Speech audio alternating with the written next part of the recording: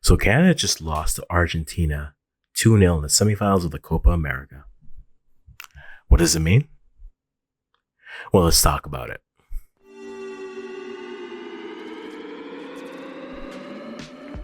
Hey guys, welcome back to the Africans in our series of What Does It Mean, which is basically just our match reactions. We talk about things that we've seen, things, notes, trends, all the fun things. If you're new to the channel, make sure you hit that like button. Maybe subscribe. We are about 3 subscribes away from 800, so let's try to hit that. Had a goal to hit 1,000 by the end of the summer. Let's see how we do with that, but let's get to 800 first. But again, back to the topic at hand. Canada just fell to the defending World Cup champions by the score of 2-0 in the semifinals of the Copa America. And let's talk about what that means. The first thing we always do is we acknowledge the competition. And this one's actually curious.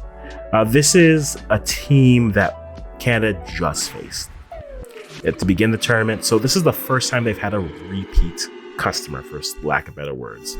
And I've had this thought process overall, and just with Canada in terms of how well they can play, especially now when there's more of a book on them. And I think they definitely played better versus the first game. However, I think a team like Argentina was prepared to exploit and work through. They can't decide to start off sitting back. And in the moment, they switched off. Too much space in the middle. The ball goes into Alvarez, who gets on the wrong shoulder of Bombito. It's 1-0. After that, you have the second half where it's just a switch off and trying to figure out. And I think awareness of what's going on was key. The center backs didn't have a bad game for Canada. They certainly did struggle. But you're playing the best team in the world right now.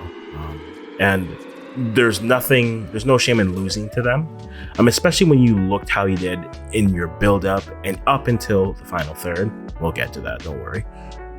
But Argentina's the best team in the world for a reason. You saw the moments of there. You saw Messi in a moment create something out of nothing. You saw Alvarez picking the spots. You saw the midfield there. Argentina is a standard. That's who Canada is chasing. And at the end of the day, their talent outclassed, their talent and their experience outclassed Canada, and were able to get moments. Now, Canada still had chances. Don't get me wrong, they still were able to create chances. But in terms of the competition, this is the first time Canada's played a team twice. And not to say that the whole book is out on them, but you saw them better. You saw Argentina better prepared for what Canada could provide. They did a better job in trying to nullify the speed. They weren't as effective with it. I think that also had to do with Canada's touch. All the questions about Canada right now are coming later, but as a team, this is the best team in the world. And Canada has lost them twice, 2-0. They created opportunities, no chances. If we look at what the stats are for this game, funnily enough, if you look at some of the stats for this game, I'm just quickly Googling this. So guys, that's what I'm using. So feel free to critique it or say SofaScore had something different. The game ended up with 51-49 possession. It was much more lopsided in the first half. Argentina basically slowed the game down and said, yeah, we're just going to take the air out of this game. 11 shots to 9 for Argentina, 3 on target to 2 for Canada. We'll get to that stat in a bit.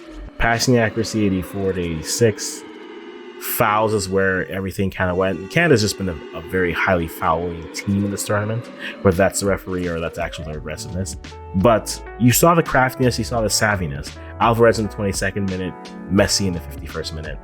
Argentina are the best team in the world. They're going to be playing for another Copa America title. And Argentina could conceivably start a interesting run of, is this one of the better runs in the history of football? I mean, we saw what happened with Spain when they went World Cup Euro. I am curious to see if Argentina can go Copa, World Cup, Copa, maybe another good performing World Cup. If they do that, that could actually enter them into a very interesting conversation in terms of better teams in the world, in the history of world football. But Argentina is who they are. In the words of Denny Green, the American football coach, they are who we thought they were, and we let them off the hook. Except they actually just dominated more of this game. So that's the first thing. When it comes to Canada, where do we want to start with them?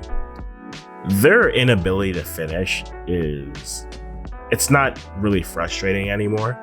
It's almost comical. There are times I was watching this game and I would just yell, shoot! And then the person would shoot and then it would sky over. And maybe they're playing all these American football stadiums. They're thinking to try to get field goals or finish off tries for rugby. But Canada's inability to finish is so comically funny to me. And there's two points on the attack I want to make. One, I know this is a popular conversation that a lot are having. When will we have a conversation about Kyle Larin? I know he serves great for the defensive rate. He serves great with his work rate. But right now you need a striker who can strike. And the standard has reached the point, and I said this last video. Can the standard just be getting shots on frame, getting shots on target? Can we beat a team with shots on target and frame? Because we aren't even making the goalie make saves. Right? The goalie's there and we're sending shots that are volleying everywhere and aren't hitting the frame. 9 shots, only 2 on frame is not good, in my opinion. And that's where I think everyone looks at Kyle Larin specifically in that sense, because as a holdup, his touch has been inconsistent, in ways, and that's tough. Everyone's looked at Jacob Schaffelberg, who's had a good breakout tournament, but when teams know that it's coming, you do nullify it. And I know he has brought life to the starting 11. I'm almost in the thought process I'd rather have him just bring life in the second half. I would give him the first half off of the next game. Canada will play they'll play the loser of Uruguay, Colombia. So I think when it comes to that, my gut tells me it's probably going to be Colombia. This will go up sometime after the game. So guys, let me know if I'm right or wrong on that. But I would almost wait and then bring Schaffelberg on in the second half to give the team that life and that kick going through. Now, Larin gets the spotlight. I did post this on X. Jonathan David hasn't necessarily lost himself money. I think for the most part, most clubs kind of view him in the same way.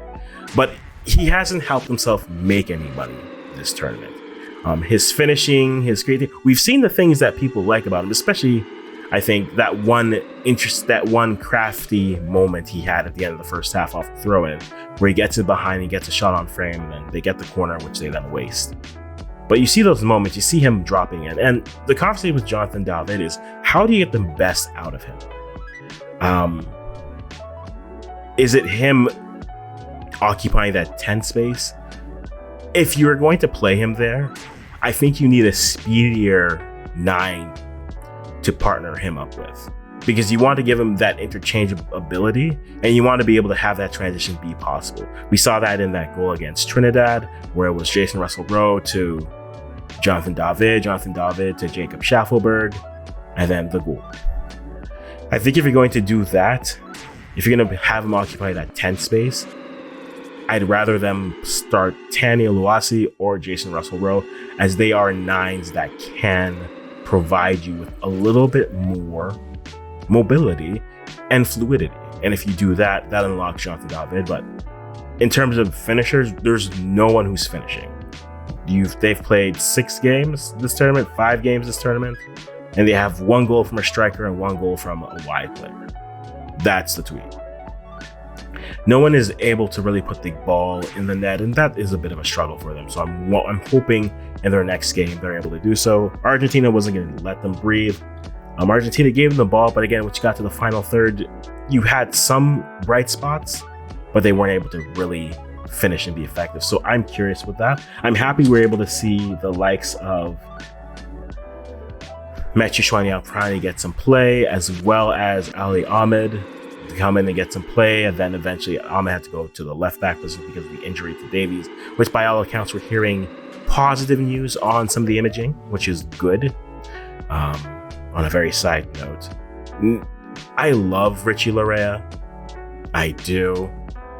The Ghanaian aspect helps a lot as well. But there's a feeling of despair when you see and you hear the call. Okay, the ball is switched over to Richie Laray at the top of the box, and you're thinking, it's gonna die here, isn't it? And this is not about Richie. It's more so actually about the state of the depth that we have currently. Out wide and now as fullback. Anything out wide players, fullback swingers. We don't have that depth to create, or we haven't tapped into it as of yet.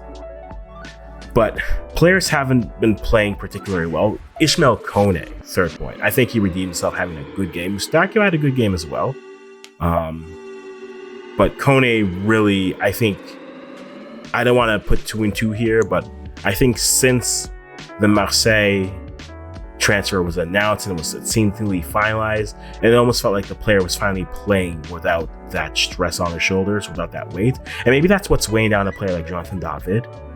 And maybe, we'll talk about the fullbacks, or not the fullbacks, the center backs a little bit later. But maybe David just needs to secure that move, and maybe that gets him out of his head a little bit. But Kone, I think, driving the ball, was gliding, looking good. They still do need that midfielder who can pick a lock. They need that creative pass-making midfielder, or they need a midfielder who is willing and able to let some shots go from distance on frame. This is our standard now. We are just hoping and praying for shots on frame, shots on target for the Canadian national team. I think that is important, but I'm hoping we are able to see this. I'd love to see Marsh go on a full rotation, get players in. The interesting fact was that Marsh had used 18 players so far in the tournament. Argentina had used all of their players in the tournament, which, hey, speaks to the depth of Argentina. But we might as well give some of these players, evaluate them against top competition, see how they react, so they at least have a standard to improve on. And you kind of go from there. The center backs, Bombito, Cornelius, both are in spotlights for the goals that are conceded. Bombito isn't spatially aware of where Alvarez is, and he gets beat on the far shoulder. And this is the problem, not necessarily a death problem, but when you have a player who's built off of speed and is able to recover, maybe the technical aspects of their game aren't always there because they can always rely on their pace. And I think as Bombito continues to play, he will need to be more spatially aware and be locked in. That wasn't necessarily a low IQ moment for him, a low football IQ moment, but it was certainly a moment where communication helps there. If the fullback is that spaced out, you want Alistair Johnson to say, hey, there's space, or there's a runner coming through, just to communicate. Because the space was larger there than it was before, so you'd want Johnson tighter, and if he's tighter, he can maybe help to close out Alvarez there. But Bombito tried to get it, but when he realized it was on the other shoulder, he tried to recover, nearly did, but wasn't able to. The ball is put through, 1-0 Argentina. The second goal, Cornelius has to hustle there. I know it's an easy thing to say. The ball moves out quickly. If Cornelius hustles there, Messi's offside on the touch, and it's still 1-0. So I'm not necessarily putting it all on him. That's coming off of a set piece. He goes to try to block. He has to get back into the frame of the play. But I think that's where, as a player, he needs to be a little bit more aware. But the center backs, I feel, though that's just 2 moments that they had, I think ultimately they'll do well. They play again on Saturday. You guys let me know what you felt of the game. It's Argentina. I expected Argentina to win. How do you feel Canada's performance was? Yeah, I'll stop talking right here.